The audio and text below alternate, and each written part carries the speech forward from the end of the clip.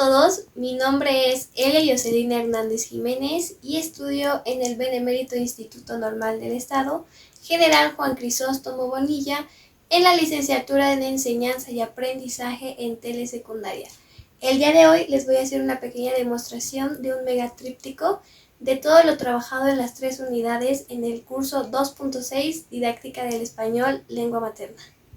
Comenzamos con la unidad 1 llamada de la lingüística aplicada al enfoque sociolingüístico. Durante esta unidad comenzamos primero diferenciando qué es lengua, lenguaje y habla. La lengua es un código común que ocupan las personas para poder comunicarse. El habla es la forma personal que tiene el individuo de decir las palabras y el lenguaje es la capacidad humana para comunicarse, pero ahora mediante signos y escritos. Comenzamos ahora con los enfoques de la enseñanza del español, tomando en cuenta 3 años importantes, 1993, 2006 y 2011. Comenzamos con el de 1993, que se nombra enfoque comunicativo. En este prácticamente se enfoca más en el desarrollo de habilidades como escritura, lectura y escucha. Ahora en el 2006, tomando el enfoque por competencias, en donde se menciona que el lenguaje es una herramienta primordial para aprender y convivir y crear o producir textos funcionales.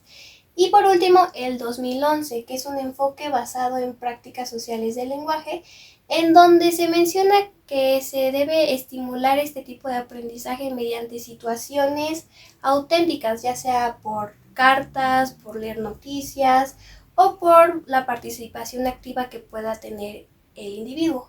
Ahora nos pasamos a las funciones comunicativas de Roman Jacobs, que son más o menos 6, en donde se menciona la referencial, la emotiva, conativa o apelativa, fática, metalingüística y poética. La referencial prácticamente es una función de lengua que se basa más en el contexto y en donde prácticamente se mencionan datos o hechos reales. La emotiva es prácticamente aquella, como su mismo nombre lo menciona, en donde podemos transmitir alguna emoción o algún sentimiento. La conativa o apelativa es muy importante porque se basa y toma como objetivo más que nada convencer al lector. La fática es para mantener o para iniciar una conversación. La metalingüística, aquella que se da o le da sentido a las palabras. Y la poética, la que crea belleza por medio de las palabras. Uno de los autores más importantes que nos acompañó durante esta unidad fue Carlos Lomas, con el apoyo de 4 de sus libros más importantes. El primero fue El enfoque comunicativo de la enseñanza de la lengua, dado en 1993, en donde prácticamente nos enseña que el enfoque comunicativo se está dando más en competencias lingüísticas reales. Luego está el Cómo enseñar a hacer las cosas con las palabras, publicado en 1999, en donde nos enseña que el lenguaje es una herramienta de acción y más que nada de un cambio social. Comenzamos ahora también con Enseñanza del lenguaje, emancipación comunicativa y educación, dado en 2009, en donde prácticamente menciona que el lenguaje contribuye a una expresión de libertad y de construcción personal. Y ahora pasamos con el último, que es Pedagogía de la Palabra, volumen 1, dado en 2018, en donde se explora más que nada el poder educativo y transformador que lleva el lenguaje consigo en la escuela. Ahora pasamos con los últimos autores que abordamos en esta unidad. Uno de ellos fue Daniel Cassini con Enseñar Provocando, en donde prácticamente nos menciona que el lenguaje, o más que nada la lectura y la escritura, debe darse de forma crítica y de forma reflexiva. Aquí se mencionan ciertas estrategias para estimular estas habilidades, las cuales son la escritura argumentativa, el uso de guías, el uso de debates, etc. Ahora pasamos con Josette Golibert con su libro Formar niños lectores. Aquí menciona más que nada que la lectura debe fomentar la participación activa para los estudiantes y que de igual forma los incite a leer o aprender más. Y ahora pasamos al enfoque comunicativo de Marta Marín, en donde prácticamente menciona que la lengua tiene que tener un proceso funcional y significativo en los estudiantes y de igual forma tiene que incitarlos a que exista una comunicación real y un pensamiento crítico.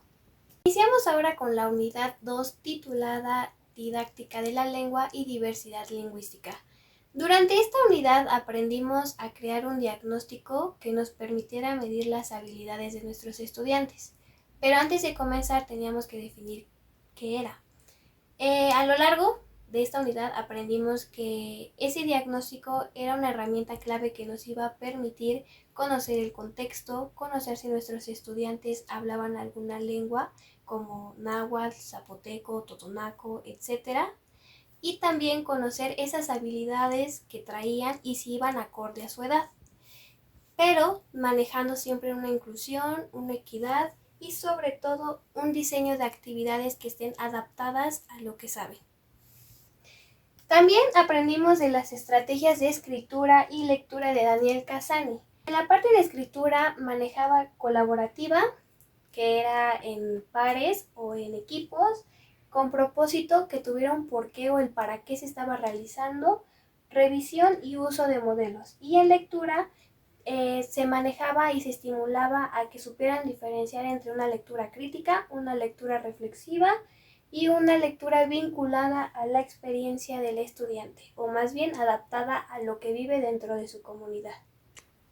También en esta unidad, guiándonos de Daniel Cassani con su obra Enseñar provocando, vimos 3 maneras en las cuales se maneja estas estrategias de lectura y escritura. Comenzamos con la tradicional, que era prácticamente la corrección de la gramática y la memorización. La funcional, que es más que nada la manera en que se expresaban los estudiantes en ciertos contextos o situaciones por las que atravesaban.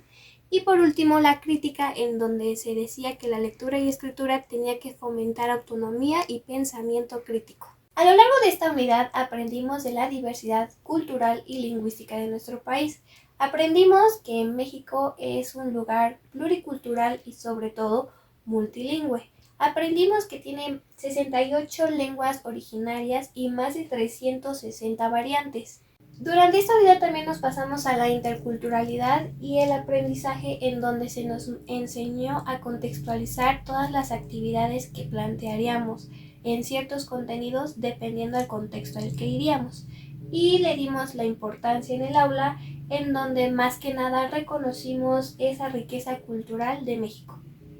Comenzamos ahora con la tercera unidad llamada Intervención didáctica en el aula. Durante esta unidad realizamos un plan de acción dependiendo al contexto al que fuimos. En este caso, nosotros visitamos el contexto indígena y en mi caso me tocó en la comunidad de Tetelilla de Miguel Islas, ubicada en Huehuetla.